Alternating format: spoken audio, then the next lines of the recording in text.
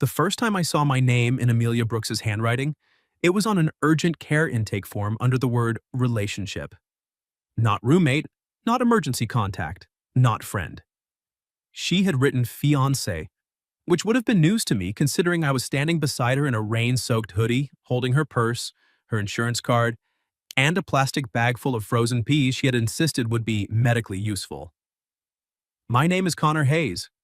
I was 29, worked as a project coordinator for a construction company in Columbus, and until that Tuesday night, I had managed to convince myself that being in love with my roommate was a private problem. Annoying, yes, occasionally humiliating, but private. Then Amelia nearly passed out in our kitchen, grabbed my wrist like I was the only solid thing left in the world, and ruined my entire strategy by looking at me like she trusted me more than gravity. "Connor," she whispered, pale and sweaty, "don't freak out." Which, for the record, is exactly what people say right before giving you a reason to freak out. I had been eating cereal over the sink because adulthood is mostly just improvising dinner and pretending it counts. Amelia came in wearing gray sweatpants, an oversized Ohio State sweatshirt, and the kind of messy bun that should not have been attractive, but absolutely was. She opened the freezer, stared into it for a full 10 seconds, then said, "Why are there 3 bags of broccoli and no ice cream?" "Because one of us shops like they're preparing for a heart-healthy apocalypse," I said. "That sounds like your crime." "It is my crime." She smiled, but it didn't reach her eyes. Then her hand went to her side. I noticed because I always noticed Amelia. I noticed the way she hummed when she was trying not to cry. I noticed she only wore lipstick on days she needed armor. I noticed she acted like needing help was a personal failure, which was inconvenient because I had spent the last 9 months wanting to be useful to her in ways that definitely violated the roommate agreement. "You okay?" I asked. "Probably." That's not one of the reassuring answers. I'm cramping or dying, hard to tell. Women are expected to be casual about both. She tried to laugh, but her face went gray. The spoon clattered out of my hand. 2 minutes later, I had her seated on one of our kitchen chairs while I crouched in front of her, trying not to touch her too much, and also trying not to care that she smelled like lavender shampoo and rain. "Look at me," I said. "I am looking at you." "No, you're glaring at my shoulder. Your shoulder is less bossy." "Amelia." Her eyes lifted to mine. There it was. The thing I never knew what to do with. That quiet moment between us when all the jokes dropped away and the air seemed to hold its breath. "I'm taking you in," I said. "No." "Yes. I don't want to be dramatic. You almost fainted next to frozen vegetables.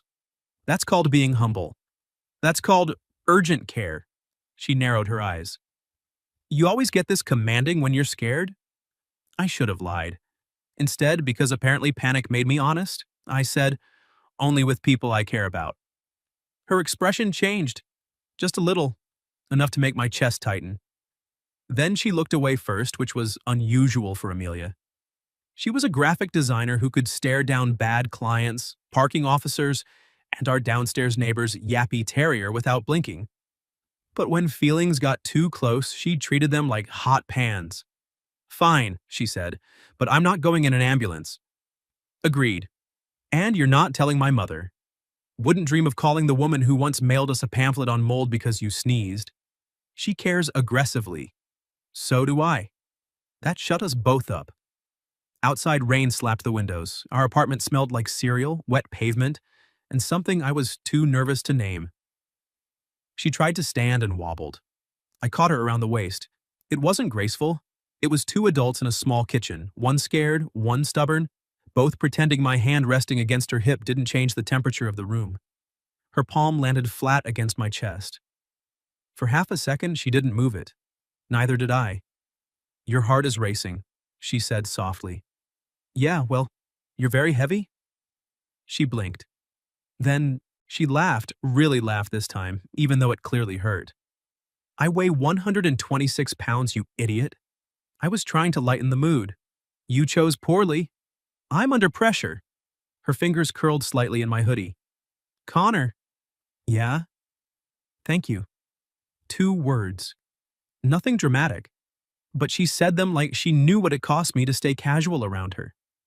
Like maybe she had noticed things too. I helped her into my truck because her little blue Civic had decided that windshield wipers were optional. On the drive, she leaned her head against the passenger window, arms folded across her stomach, trying to be tough. I kept stealing glances at her. "Stop doing that," she murmured. "What?" "Checking if I'm alive. I like my roommates alive. It keeps rent stable." Romantic. The word hit the dashboard and sat there between us. I gripped the steering wheel tighter. "That's me. Practical dreamboat." She turned her face toward me, rainlight moving over her cheek. "You joke when you're uncomfortable. You diagnose people when you're in pain. I'm talented. You're impossible. You renewed the lease with me. I was temporarily insane." "No," she said, quieter. "You were kind."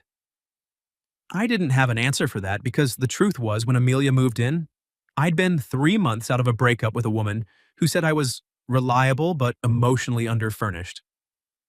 Amelia had been looking for a place after her own relationship ended badly, though she never gave many details. We started as two people splitting rent. Then somehow she became the person who left sticky notes on my coffee mug, stole my socks from the laundry, and knew when I was having a rough day before I did. She became home, and I had no idea what to do with that. At urgent care, the waiting room was crowded and smelled like disinfectant and damp coats. A kid coughed into a tablet. An elderly man slept under a baseball cap. Amelia stood at the front desk with one hand pressed to her side, trying to fill out paperwork while pretending the fluorescent lights weren't making her nauseous. "Sit," I said. "I can write. You can also pass out." "I'm beginning to dislike your tone." "I'll cope." I took the clipboard from her, and she sank into a chair with a muttered, "Bossy, practical dreamboat." I heard it. She knew I heard it. Neither of us looked directly at the other. The form was basic until it wasn't. Name, date of birth, insurance, symptoms, emergency contact, then the line beneath it, relationship to patient. I started to write roommate, but Amelia reached over, her hand covering mine. Her fingers were cool, small, shaking. "I already filled that part," she said. "You did?" She nodded toward the second page tucked underneath. I flipped it over. Emergency contact, Connor Hayes. Phone number, mine. Relationship, fiancé. For a second, the whole urgent care went silent around me. I looked at her. Amelia's cheeks had gone pink, and not from fever. "It's not what it looks like," she said quickly. I stared at the word again. Fiancé. My pulse was doing something ridiculous. "What does it look like?" I asked. Before she could answer, the nurse at the desk glanced at the paper, smiled at me, and said, "You can come back with her, sir, since you're family." Amelia closed her eyes, and then, without warning, she reached for my hand in front of everyone. Not my sleeve, not my wrist, my hand. She laced her fingers through mine and whispered, "Please don't ask me about it until we're alone." But when the nurse opened the door and called her name, Amelia stood, squeezed my hand once, and said the sentence that made every careful wall I had built inside me start to crack. "I didn't know what else to call you. I didn't know what else to call you." That sentence followed me down the hallway like a hand between my shoulder blades. Amelia walked beside me, still holding my hand, and every practical part of my brain kept trying to focus on useful things. Her pain level, the nurse's questions, the exam room number, the fact that urgent care chairs were designed by someone who hated spines. But my hand was wrapped around hers, and she had called me her fiancé. Not because of some joke at a bar, not to get a discount. Not because a creepy guy wouldn't leave her alone. Because when she was scared and hurting and asked to name what I was to her, roommate hadn't fit. The exam room was small, bright, and cold. Amelia sat on the paper-covered table, her sneakers dangling, still pale but less gray than before. I stood near the wall until she tugged my hand. "Don't hover over there like a haunted coat rack," she said. "Sorry, I'm trying to respect your privacy." My privacy left the building when I wrote fiancé on a medical form like a Victorian widow with a secret. Despite myself, I smiled. That is oddly specific. I'm in pain. My references get dramatic. I stepped closer. She didn't let go of me. The nurse took her vitals, asked questions, and very professionally pretended not to notice that my ears went hot every time she said, "Your fiancé." "How long have you two been engaged?" the nurse asked while wrapping a blood pressure cuff around Amelia's arm. Amelia opened her mouth. Nothing came out. I could have saved us both. I could have said, "We're not." Simple, clean, adult. Instead, I looked at Amelia's face, nervous, embarrassed, still brave enough to keep holding my hand, and said, "It's recent." Her eyes flew to mine. "Very recent," I added. The nurse smiled. "Congratulations." "Thank you," Amelia said faintly. When the nurse left, the room filled with the papery crinkle beneath Amelia and the muffled sounds of coughing through the wall. She stared at me. I stared back. "You just lied to a healthcare professional," she whispered. "You started it." "I was under duress." "I'm under emotional duress." Her lips twitched. "Is that your official diagnosis?" "My symptoms include confusion, elevated heart rate, and the urge to ask my fake fiancé why she made me sound marriageable." "Oh, you're marriageable." She said it too fast, then winced like the words had kicked her on the way out. My chest tightened. "Am I?" Amelia looked down at our hands. Her thumb moved once over my knuckle. "You're the kind of man people should marry," she said softly. "You show up. You remember things. You buy the good paper towels even though you pretend not to care. You fixed Mrs. Alvarez's porch light without telling anyone. And when I'm awful at accepting help, you don't make me feel small for needing it." I had faced angry subcontractors, winter roof inspections, and one terrifying Thanksgiving where my mother asked why I was still single in front of 14 relatives. None of that prepared me for Amelia looking at my hand like it mattered to her. "I'm not that good," I said. "Don't argue with a woman on an exam table, it's tacky."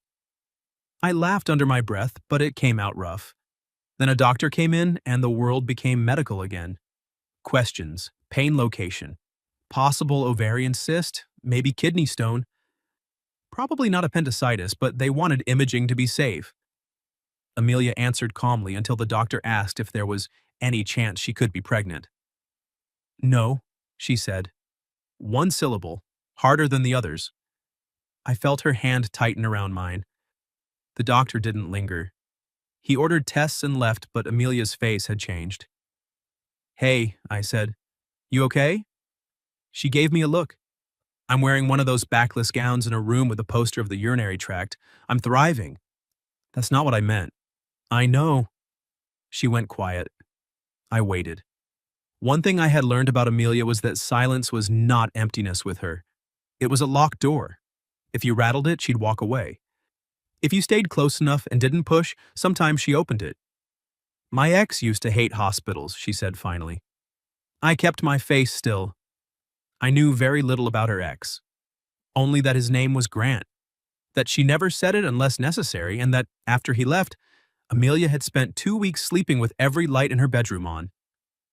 "He said sick people made him feel trapped," she continued, "like their needs were hooks. If I got a migraine, he'd sigh before he asked if I needed anything. If I cried, he'd pace.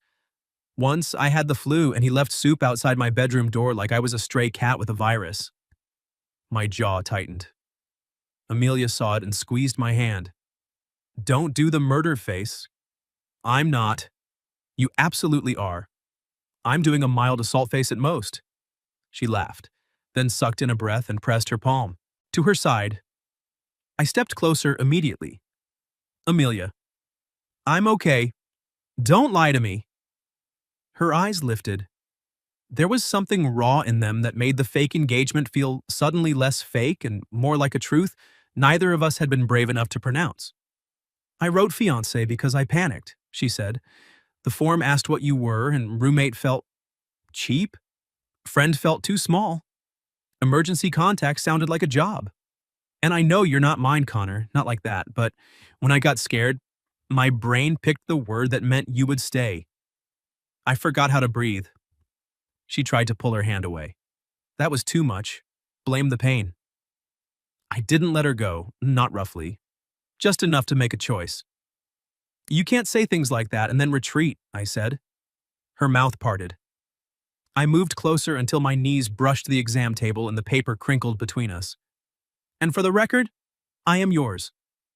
Not because of a form, not because a nurse thinks we're engaged, because I've been trying to convince myself for months that making you tea at midnight and missing you when you're in the next room is normal roommate behavior. Her eyes shone. Connor, she whispered, I know this is terrible timing. The lighting is especially unflattering. I'm confessing feelings next to a urine sample cup. I'm aware. She gave a watery laugh. I brushed a strand of hair away from her cheek. My fingers lingered because she leaned into my touch, just barely, but enough to undo me. I don't want you because you need help, I said. I want you when you're bossy and dramatic and stealing my socks and pretending you don't like my playlists. I want you on normal Tuesdays. I want you when no one is scared. Her lips trembled into a smile. Your playlists are emotionally beige. That's hurtful during a confession.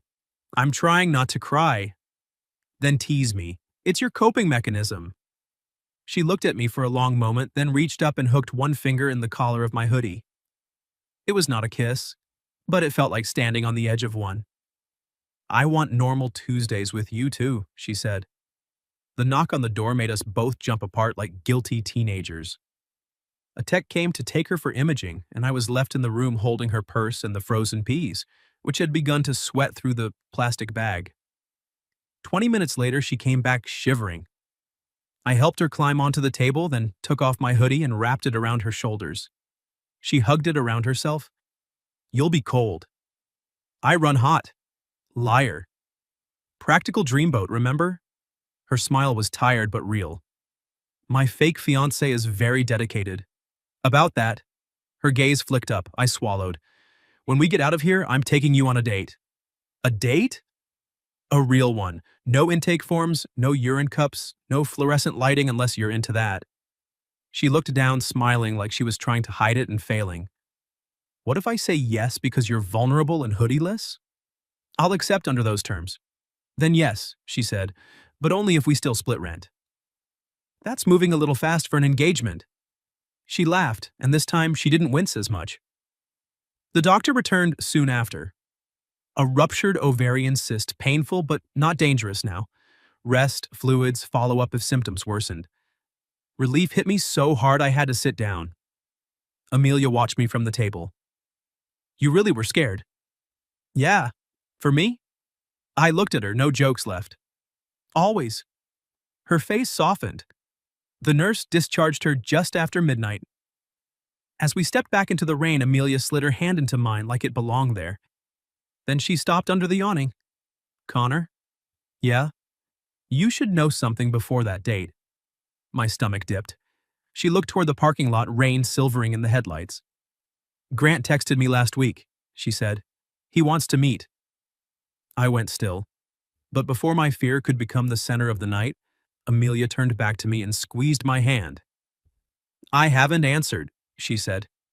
And right now, the only man I want taking me home is you. I drove Amelia home through wet streets and midnight traffic, with the heater blasting and my hoodie swallowing her hands. For 5 full minutes, neither of us said Grant's name.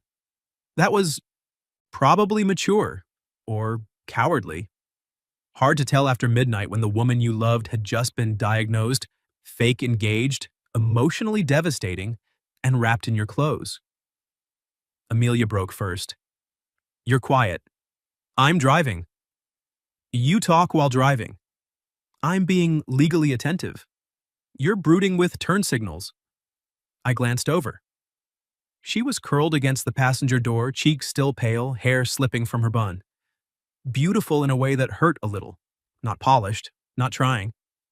Just Amelia, exhausted and brave and looking at me like she wanted to crawl closer but didn't know if she was allowed. So I reached across the console and offered my hand. She took it immediately. The tight place under my ribs loosened. I don't want him back, she said. I didn't ask. You didn't have to. Your jaw asked loudly. My jaw is protective. Your jaw is jealous. I exhaled through my nose. Maybe. Her thumb brushed mine. Connor. I know I don't have the right to be. You do if I give it to you. The truck hummed over rain-slick pavement. I nearly missed the next green light. She smiled faintly. Please don't crash because I flirted. That was flirting? That was a legal transfer of romantic rights? Very bureaucratic. I did just list you as my fiancé. Paperwork is our love language. Our love language. She said it like a joke. I kept it like a vow. At the apartment, I tried to help her up the stairs without making it weird. I failed immediately because Amelia moved slowly and I hovered like an anxious Victorian parent. If you ask if I'm okay one more time, she said on the second landing, I'm marrying someone else. You admit there's a wedding. I admit there's a threat. By the time we got inside, she was trembling with fatigue. I guided her to the couch, got water, her prescriptions, a heating pad, and the soft blue blanket she pretended not to love because it had tiny whales on it. She watched me arrange everything within reach.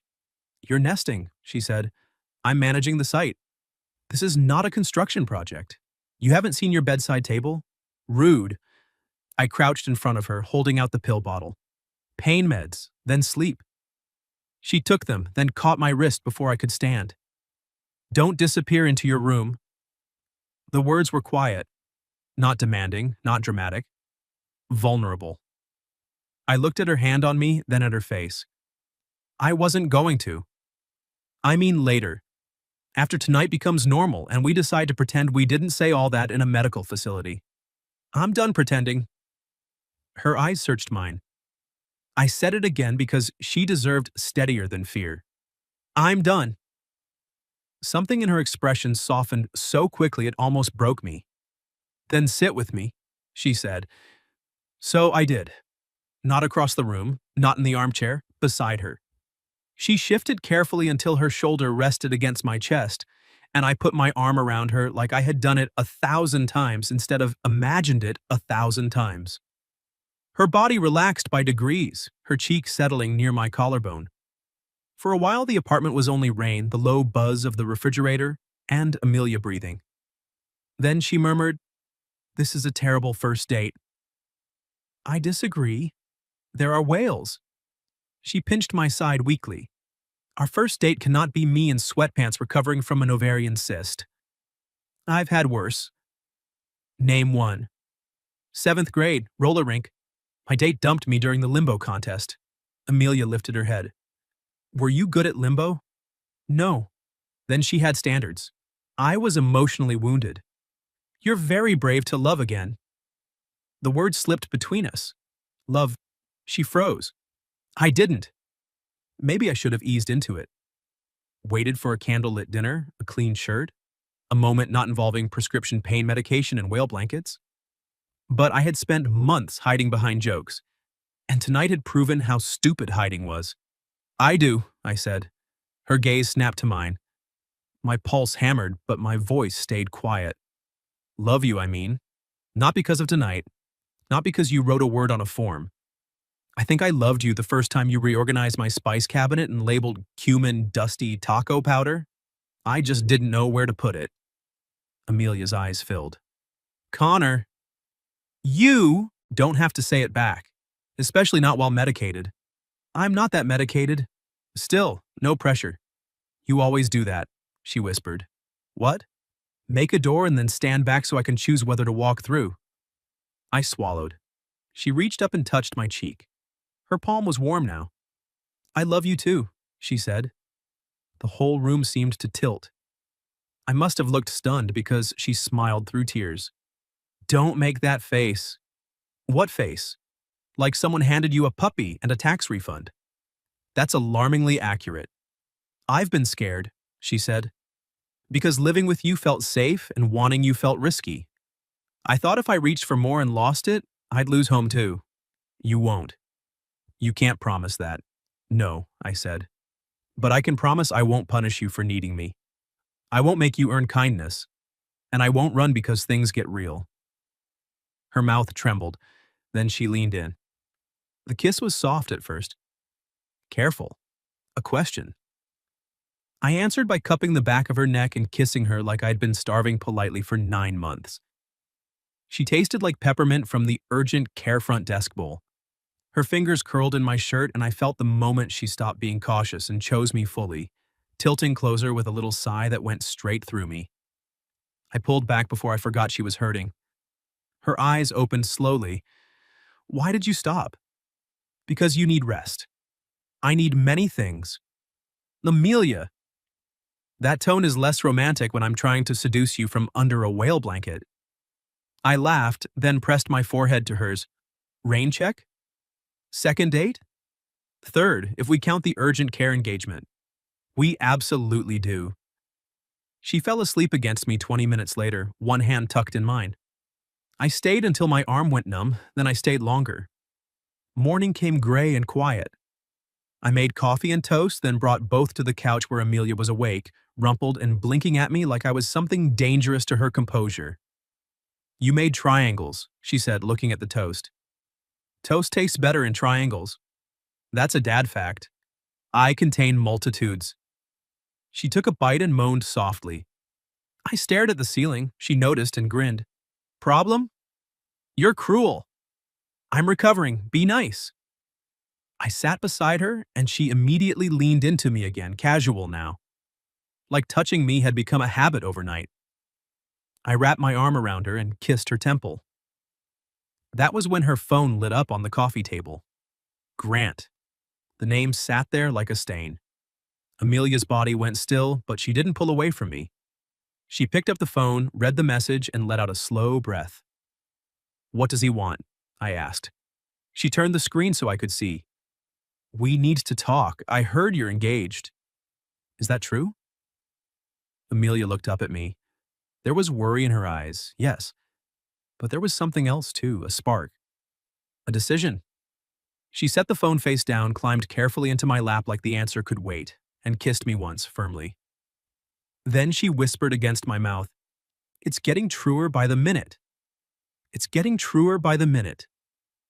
Amelia said it with her mouth still close to mine, her knees bracketing my thighs, my hands hovering uselessly because I was trying to be respectful, and she was making respect extremely difficult. Just to clarify, I said, are we talking about the engagement or my blood pressure? Yes, she kissed me again. Morning light slipped through the blinds in gray stripes, catching in her hair. She was wearing my hoodie, whale blanket abandoned on the floor, and she looked like every quiet wish I'd ever refused to make. My hand settled at her waist. Careful, I murmured. I'm not made of glass.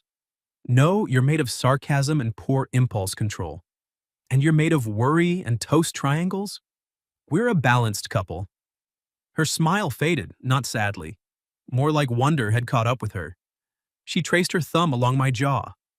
Couple, she repeated. I went still. Too soon? No. Her eyes held mine. Say it again. I tightened my arms around her. We're a couple. The grin that broke across her face was worth every awkward month of wanting her in silence. Then her phone buzzed again on the coffee table. Grant's name flashed.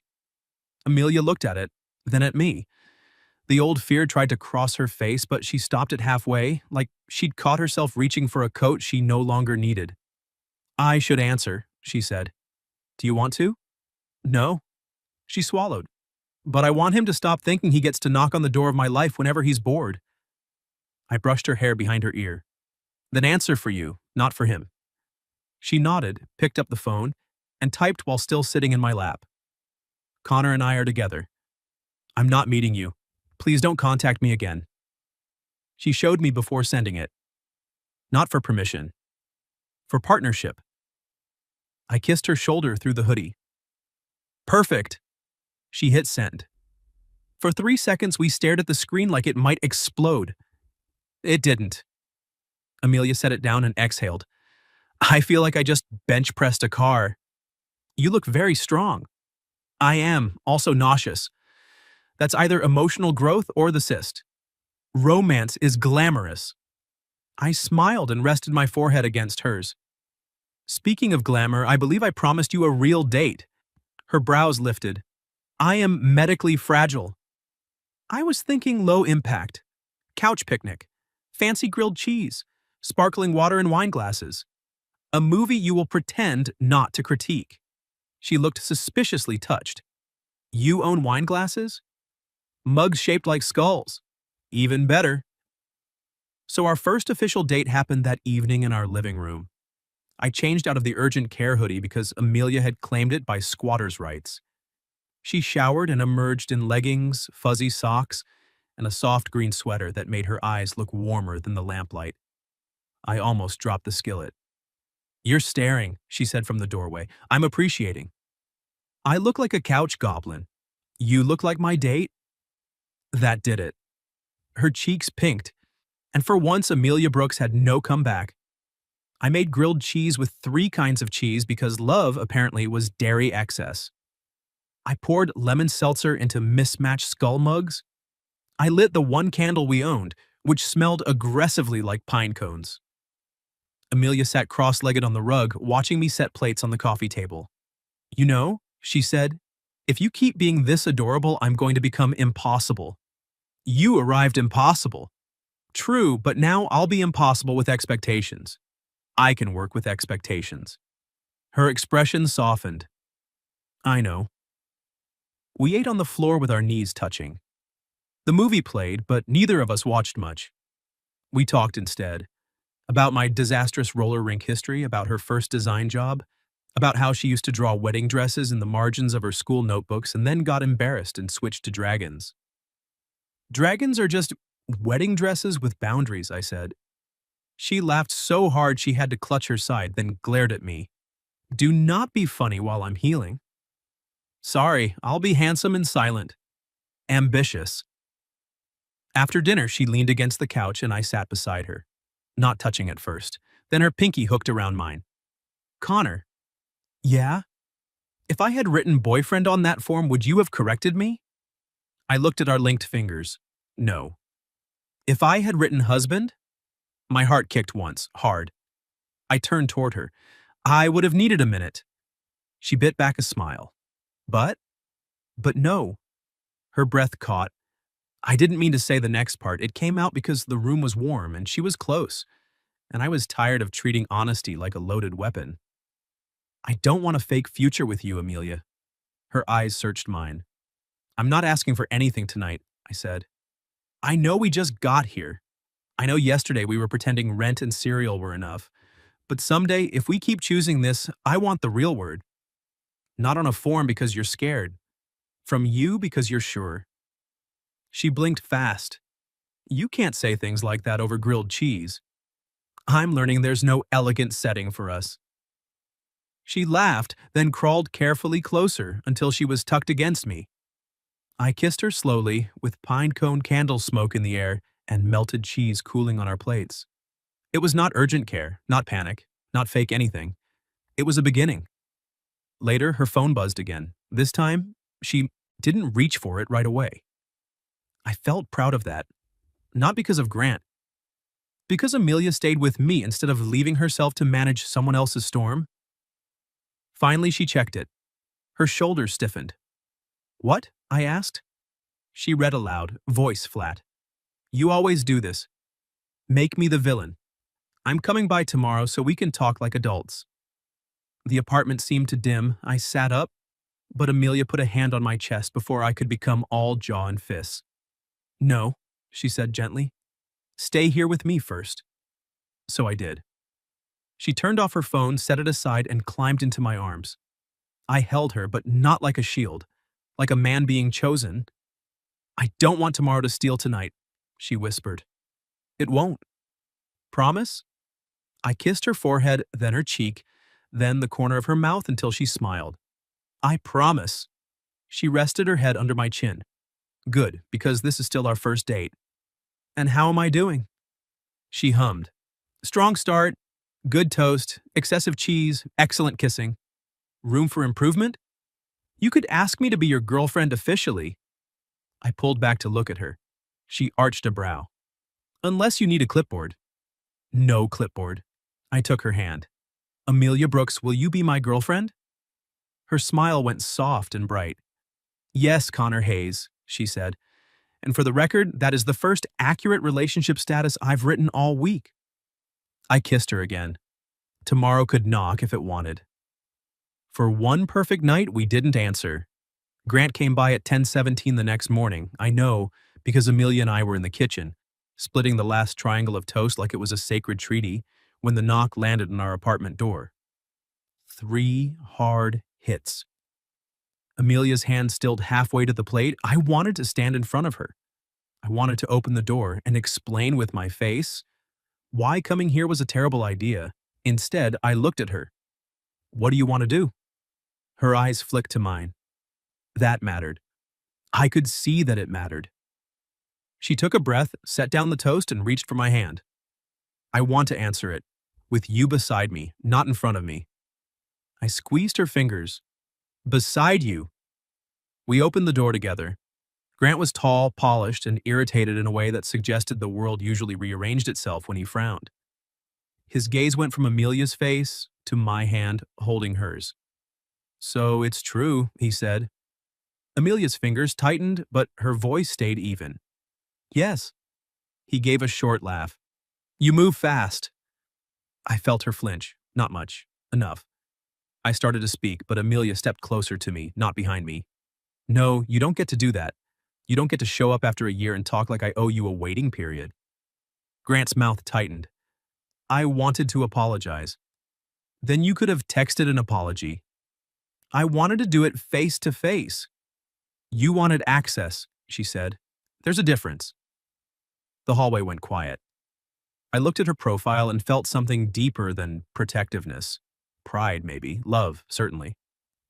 She was pale, still healing, wearing fuzzy socks and my old hoodie, and she looked more powerful than anyone I'd ever seen.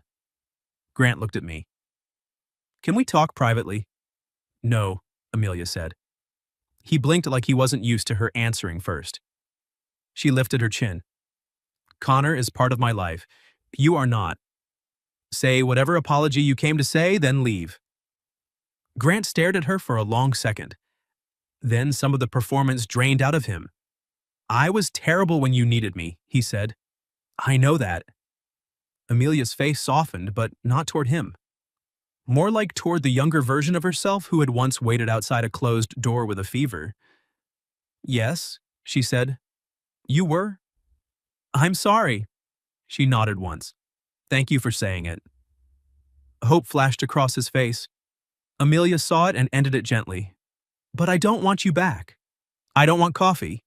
I don't want closure that takes 3 hours and makes me comfort you. I'm happy now. Then she looked at me. Not for help. Because I was part of the happiness. My heart turned over. Grant followed her gaze, exhaled, and stepped back. Okay. And that was it. No shouting, no dramatic threats. Just a man walking down the hall smaller than the shadow he had left behind. When I closed the door, Amelia leaned against it and shut her eyes. I waited. She opened one eye. You're being very quiet. I'm trying not to propose out of admiration. She laughed, and it broke the tension clean in half. Please don't. I'm in socks with avocados on them. I've seen worse proposal conditions. At urgent care? Exactly. She walked into my arms and I held her as she shook a little. Not because she was weak, because sometimes being strong takes everything. I did it, she whispered. You did. I didn't apologize for being happy. No, I didn't make myself smaller. I kissed the top of her head. You were magnificent. She tipped her face up. Magnificent? Don't let it go to your head. Too late. I expect tribute. I have half a toast triangle. Acceptable. We ate it standing in the kitchen, sharing bites and laughing every time crumbs fell on the floor. It was absurdly domestic. It was also the first moment I realized that love was not always fireworks or grand speeches.